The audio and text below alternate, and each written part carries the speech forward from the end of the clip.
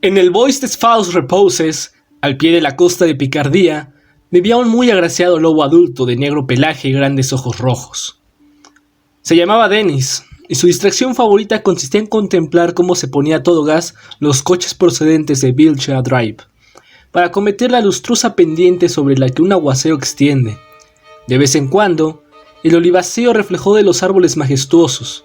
También le gustaba, en las tardes de estío, merodear por las espesuras para sorprender a los impacientes enamorados en su lucha con el enredo de las cintas elásticas que desgraciadamente complican en la actualidad lo esencial de la lencería. Consideraba con filosofía el resultado de tales afanes.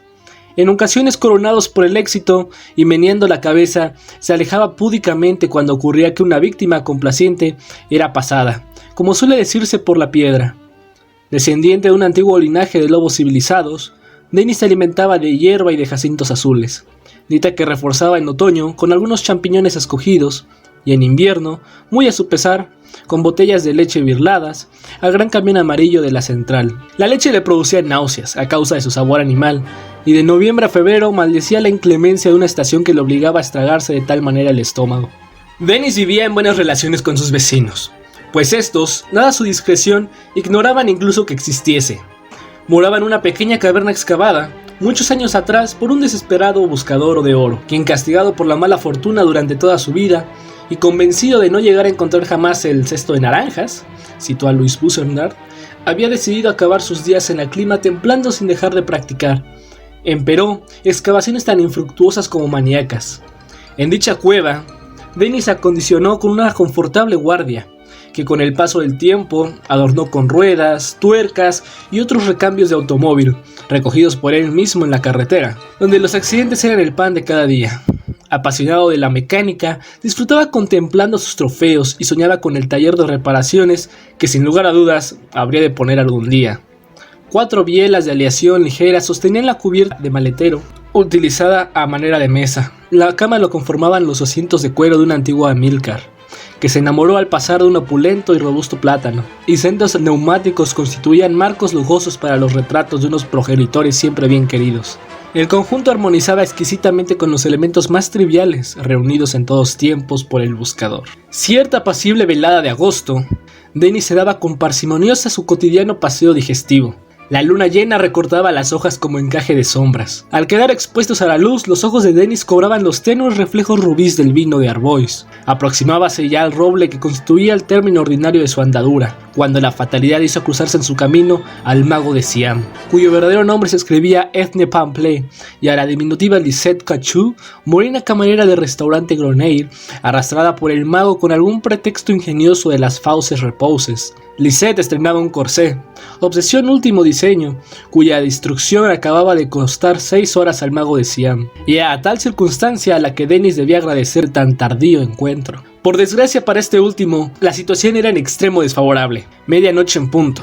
El mago de Siam con los nervios en punta, y dándose en abundancia por los alrededores, la consuelada, el licopodio y el conejo albo que, desde hace poco, acompañaban inevitablemente los fenómenos de licantropía, o mejor dicho, de antropolicandría, como tendremos ocasión de leer en las páginas que siguen, enfurecido por la aparición de Denis, que sin embargo se alejaba ya tan discreto como siempre, barbotando una excusa y desencantando también a Lisette, por cuya culpa conservaba un exceso de energía que pedía a gritos ser descargada de una u otra manera. El mago de Siam se abalanzó sobre el inocente bestia, mordiéndole cruelmente el codillo. Con un gañido de angustia, Denis escapó a golpe. De regreso a su guardia, se sintió vencido por una fatiga fuera de lo común y quedó sumido en un sueño muy pesado, entrecortado por turbulentas pesadillas. No obstante, poco a poco fue olvidando el incidente, y los días volvieron a pasar tan idénticos como diversos. El otoño se acercaba, y con él las mareas de septiembre, que producían el curioso efecto de arrebolear las hojas de los árboles. Denis se atracaba de niscalos y de setas, llegando a atrapar a veces alguna pecisa, casi invisible sobre su plinto de cortezas, mas huía como de la peste del indigesto lengua de buey. Los bosques, a la sazón, se vaciaban de a muy temprana hora de pasantes, y Denis se acostaba más temprano. Sin embargo, no por eso descansaba mejor, y en la agonía de noches entreveradas de pesadillas, se despertaba con la boca pastosa y los miembros agarrotados. Incluso sentía menguar paulativamente su pasión por la mecánica. y el mediodía le sorprendía cada vez con más frecuencia, amodorrado, sujetando con una zarpa inerte el trapo con el que debía haber lustrado una pieza de latón cardenillo. Su reposo se hacía cada vez más desasosegado, y a Dennis le preocupaba no descubrir las razones. Tiritando de fiebre y sobrecogido por una intensa sensación de frío, en mitad de la noche de luna llena, despertó brutalmente de su sueño.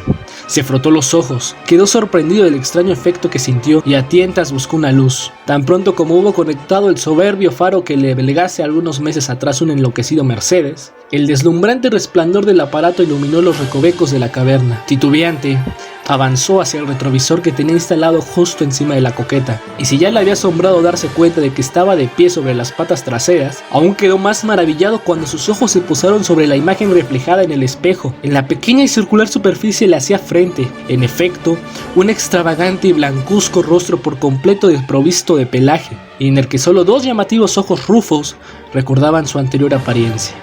Dejando escapar un breve grito inarticulado, se miró el cuerpo y al instante comprendió la causa de aquel frío sobrecogedor que la tensaba por todas partes. Su abundante pelambrera negra había desaparecido. Bajo sus ojos se alargaba el malformado cuerpo de uno de estos humanos de cuya impericia amatoria solía con tanta frecuencia burlarse. Resultaba forzoso moverse con presteza. Dennis se abalanzó hacia el baúl, atiborrado de las más diferentes ropas, reunidas según el caprichoso azar de la sucesión de los accidentes. El instinto le hizo escoger un traje gris con rayitas blancas, de aspecto bastante distinguido, con el cual combinó una camisa lisa de tono tallo de rosa y una corbata burdeos. Cuando estuvo cubierto con tal indumentaria, admirado todavía de poder conservar un equilibrio que en absoluto comprendía, empezó a sentirse mejor, y los dientes cesaron de castañearle. Fue entonces cuando su extraviada mirada vino a fijarse en el irregular y espeso montoncillo de negra pelambrera esparcido alrededor de su lecho, y no pudo impedir llorar su pérdida de apariencia. Hizo, empero, un violento esfuerzo de voluntad para serenarse, e intentó explicarse el fenómeno. Sus lecturas le habían enseñado muchas cosas, y el asunto acabó por parecerle diáfano. El mago de Siam debía ser un hombre lobo, y él, Dennis, mordido por la limaña, acababa de convertirse recíprocamente en ser humano. Ante la idea de que debía disponerse a vivir en un mundo desconocido, en un primer momento se sintió presa de pánico. ¿Qué peligros no habría de correr como hombre entre los humanos? La evocación de las esteriles competiciones que se entregaban día y noche los conductores en tránsito de Côte de Picardie le anticipaban simbólicamente la atroz existencia a la que de buena o mala gana sería preciso adaptarse. Pero luego reflexionó. Según todas las apariencias, y si los libros no mentían, la transformación habría de ser la duración limitada. Y en tal caso, ¿por qué no aprovecharla para hacer una incursión a la ciudad? Llegados a este punto, preciso es reconocer que determinadas escenas entrevistas en el bosque se produjeron en la imaginación del lobo, sin provocar en él las mismas reacciones que antes. Al contrario, se sorprendió incluso pasándose la lengua por los labios, cosa que le permitió constatar de paso que, a pesar de la metamorfosis, seguía siendo tan puntiaguda como siempre. Volvió al retrovisor para contemplarse más de cerca. Sus rasgos no le disgustaron tanto como había temido.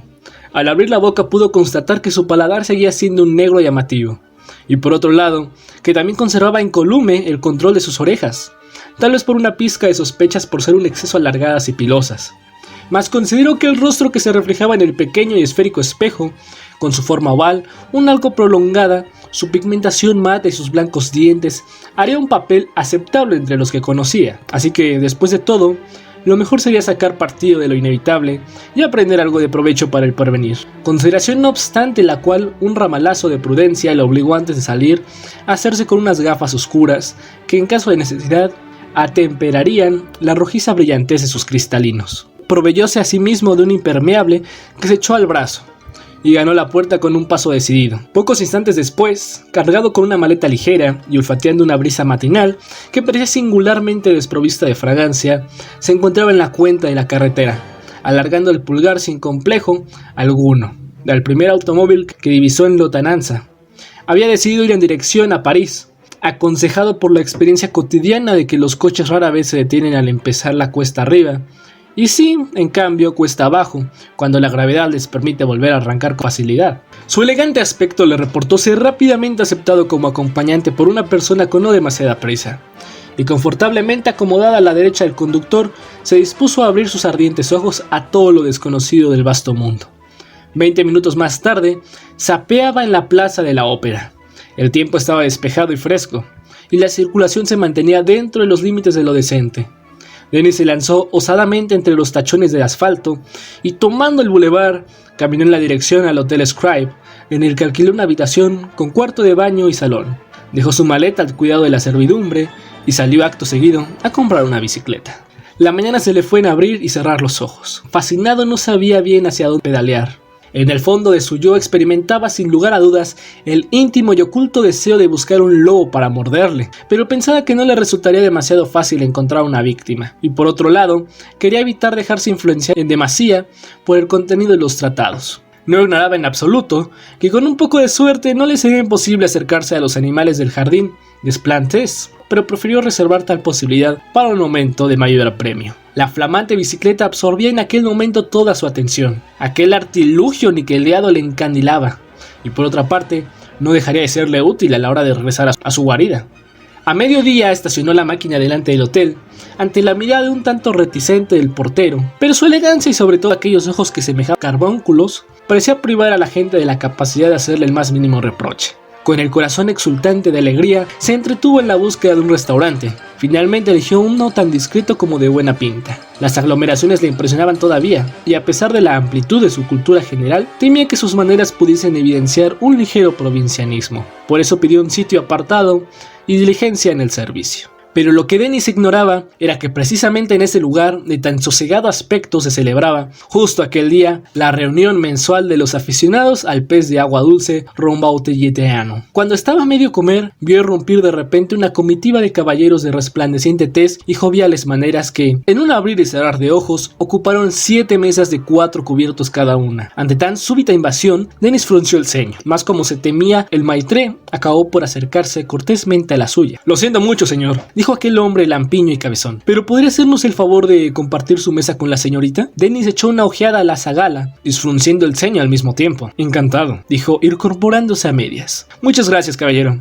gorgojeó la criatura con voz musical, voz de sierra musical, para ser más exactos. «Si usted me lo agradece a mí», prosiguió Dennis, «¿a quién deberé yo agradecérselo? Se sobreentiende». «A la clásica providencia, sin duda», opinó la monada, y a continuación dejó caer su bolso, que Dennis recogió al vuelo. «¡Oh!», exclamó ella, «tiene usted unos reflejos extraordinarios». «Sí», confirmó Dennis. «Sus ojos son también bastante extraños», añadió la joven al cabo de 5 minutos. «Los veo parecidos a...»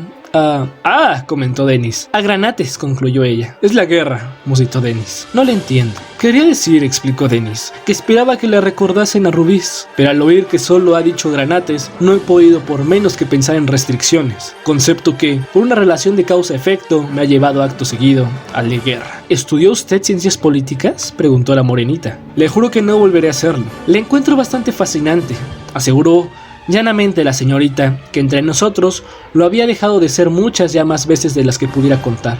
De buena gana le devolvería el piropo para pasándolo al género femenino, expresóse Dennis madrigalesco. Salieron juntos del restaurante. La lagarta confió al lobo convertido en el hombre que, no lejos de allí, ocupaba una encantadora habitación en el hotel de pasapures de plata. «¿Por qué no viene a ver mi colección de grabados japoneses?», acabó susurrando al oído de Dennis. «¿Sería prudente?», inquirió este. «¿Su marido, su hermano o algún otro de sus parientes no lo vería con inquietud?» «Digamos que soy un poco huérfana», gimió la pequeña, haciéndole cosquillas a una lágrima con una punta de su ahusado índice. «Una verdadera lástima», comentó cortésmente su distinguido acompañante. Al llegar al hotel creyó darse cuenta de que el recepcionista parecía llamativamente distraído. También constató que tanta felpa roja amortiguante hacía diferir notablemente este establecimiento de aquel otro en el que se había alojado, pero en la escalera se distrajo contemplando primero las medias y luego las pantorrillas, inmediatamente adyacentes de la señorita. En el afán de instruirse, la dejó tomar hasta 6 escalones de ventaja, y una vez que se creyó bastante instruido, apretó nuevamente el paso. Por lo que tenía de cómica la idea de fornicar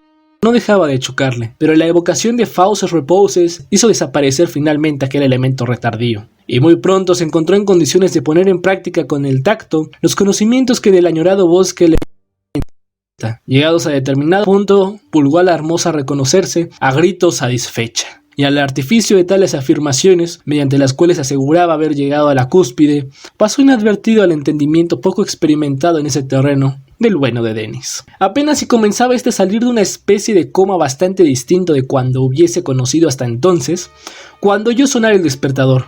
Sofocado y pálido, se incorporó a medias en el lecho y quedó boquiabierto, viendo cómo su compañera, con el trasero al aire, dicho sea con todo respeto, registraba con diligencia el bolsillo interior de su americana.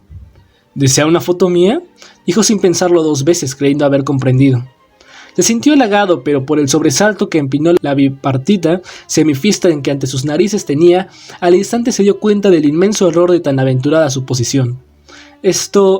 Sí, querido mío. Acabo por decir la dulce ninfa, sin saber muy bien si le estaba tomando o no la cabellera. Dennis volvió a fruncir el ceño. Se levantó y fue a comprobar el contenido de su cartera. Así que usted es una de esas hembras cuyas indecencias pueden leerse en la literatura del señor Aurillac, explotó finalmente. Una prostituta, por decirlo de algún modo. Se disponía ella a replicar, y en qué tono que se cagaba en tal y en cual, que se lo montaba con su cuerpo serrano y que no acostumbraba a tirarse de los pasmados por el gusto de hacerlo, cuando un cegador destello precedente de los ojos del lobo antropomorfizado le hizo tragarse todos y cada uno de los proyectos extrabruptos. De las órbitas de Dennis emanaban en efecto 2 incesantes centellas rojas que, cebándose en los globos oculares de la morenita, le sumieron en muy curiosa confusión. Haga el favor de cubrirse y de largarse en el acto, sugirió Dennis. Y para aumentar el efecto, tuvo la inesperada idea de lanzar un aullido. Hasta entonces, nunca semejante inspiración se le había pasado por la mente, mas a pesar de tal falta de experiencia, la cosa resonó de manera sobrecogedora. Aterrorizada, la damisela se vistió sin decir pío, en menos tiempo del que necesitaba un reloj de péndulo para dar las 12 campanadas. Una vez solo, Dennis se echó a reír. Se sentía asaltado por una viciosa sensación bastante excitante. Debe ser el sabor de la venganza, aventuró en voz alta. Volvió a poner donde correspondía cada uno de sus avíos, se lavó donde más lo necesitaba y salió a la calle. Había caído la noche, el bulevar resplandecía de manera maravillosa. No había caminado ni 2 metros cuando 3 individuos se le acercaron, vestidos un poco llamativamente, como ternos demasiado claros, sombreros demasiado nuevos y zapatos demasiado lustrados. Lo cercaron. ¿Podemos hablar con usted?, dijo el más delgado de todos, un aceitunado de recortado bigotillo. ¿De qué?, se asombró Dennis. No te hagas el tonto, profirió uno de los otros 2, colorado y grueso. Entremos ahí, propuso el aceitunado, según pasaban por delante de un bar. Lleno de curiosidad, Dennis entró. Hasta aquel momento la aventura le parecía interesante. ¿Saben jugar al bridge?, preguntó a sus acompañantes. Pronto vas a necesitar uno, sentenció el grueso colorado, sombríamente. Parecía irritado. Querido amigo, dijo el aceitunado, una vez que hubieron tomado asiento. Acaba usted de comportarse de una manera muy poco correcta con una jovencita. Dennis comenzó a reír a mandíbula batiente. Le hace gracia al muy rufián, observó el colorado. Ya veréis cómo dentro de poco le hace menos. Da la casualidad, prosiguió el flaco, de que los intereses de esta muchacha son también los nuestros. Dennis comprendió de repente. Ahora entiendo, dijo. Ustedes son sus chulos. Los 3 se levantaron como movidos por un resorte. No nos busques las vueltas, amenazó el más grueso. Dennis los contemplaba. Noto que voy a encolarizarme, dijo finalmente con mucha calma. Será la primera vez en mi vida, pero reconozco la sensación, tal como ocurre en los libros. Los 3 individuos parecían desorientados. Arreglado vas y piensas que nos asustas, gilipollas, tronó el grueso. Al tercero no le gustaba hablar. Cerrado el puño, tomó impulso. Cuando estaba a punto de alcanzar el mentón de Dennis, este se zafó, atrapó de una dentellera a la muñeca del agresor y apretó la cosa. Debió doler. Una botella de vino aterrizaba sobre la cabeza de Dennis, que parpadeó y reculó. «Le vamos a escabechar», dijo el aceitunado. El bar se había quedado vacío. Dennis saltó por encima de la mesa y del adversario gordo sorprendido, esto se quedó en un instante aturdido, pero llegó a tener el reflejo de agarrar uno de los pies calzados de ante el solitario de False Reposes. Siguió una breve refugiada al final de la cual Dennis, con el cuello de la camisa desgarrado, se contempló en el espejo. Una cuchillada le adornaba la mejilla y uno de sus ojos tendía al índigo. Prestamente acomodó los 3 cuerpos inertes bajo las banquetas. El corazón le latía con furia y de repente sus ojos fueron a fijarse en un reloj de pared. ¡Las 11! ¡Por mis barbas!, pensó. Es hora de marcharse. Se puso apresuradamente las gafas oscuras y corrió hacia su hotel. Se sentía el alma pletórica de odio, pero la proximidad de su partida la apaciguó. Pagó la cuenta, recogió el equipaje y montó en su bicicleta y se repuso a pedalear incansablemente como un verdadero copy. Estaba llegando al puente de Saint-Cloud cuando un agente le dio el alto. «¿O sea que va usted sin luces?», preguntó aquel hombre semejante a tantos otros. «¿Cómo?», se extrañó Dennis. «¿Y por qué no? Veo de sobra». «No se llevan para ver», explicó el agente, «sino para que le vean a uno. Y si le ocurre un accidente, entonces, ¿qué?». Ah, exclamó Denis. Sí, usted tiene razón. ¿Pero puede explicarme cómo funcionan las luces de este armatoste? ¿Se está burlando de mí?, indagó el alguacil. Escuche, se puso serio Denis. Llevo tanta prisa que ni siquiera tengo tiempo de reírme de nadie. ¿Quiere usted que le ponga una multa?, dijo el infecto municipal. Es usted pelmazo de más, replicó el lobo ciclista. De acuerdo, sentenció el inmovible bellaco. Pues ahí va. Y sacando la libreta y un bolígrafo bajo la nariz un instante.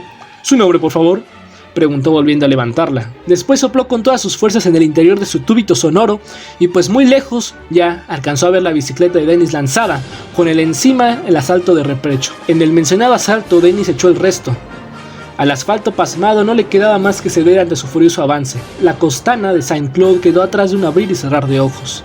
Atravesó a continuación la parte de la ciudad que se costea a Montetud, y fin alusión a sus sátiros que vengan por el parque dedicado al antes nombrado santo, y giró después a la izquierda en dirección hacia Pont-Noir y Villadrive.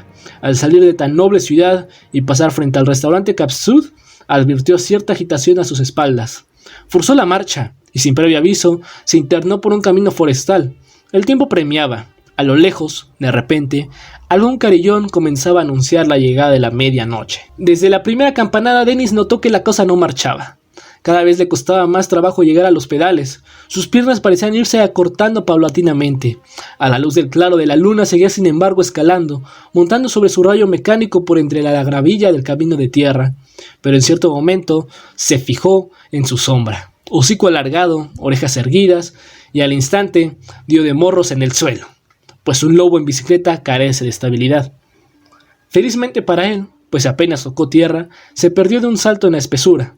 La moto del policía, entretanto, colisionó ruidosamente contra la recién caída bicicleta. El motorista perdió un testículo en la acción a la vez que los 39% de su capacidad auditiva. Apenas recordaba la apariencia del lobo, y sin dejar de trotar hacia su guarida, Denis consideró el extraño frenesí que lo había asaltado bajo las humanas vestiduras de segunda mano.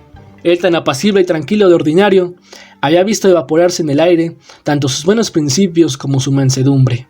La ira vengadora, cuyos efectos se habían manifestado sobre los 3 chulos de Madeleine, y uno de los cuales, apresuramos a decirlo, en descargo a los verdaderos chulos, cobraba el sueldo de la prefectura brigada mundana. Le parecía a la vez inimaginable y fascinante. Meneó la cabeza. ¡Qué mala suerte la mordedura del mago de Siam! Felizmente, pensó, no obstante, la penosa transformación habría de limitarse a los días de plenilunio, pero no dejaba de sentir sus secuelas. Esa cólera latente y ese deseo de venganza no dejaban de inquietarlo. El lobo hombre. Boris Vian, 1947. Esto fue Editorial Mictlán.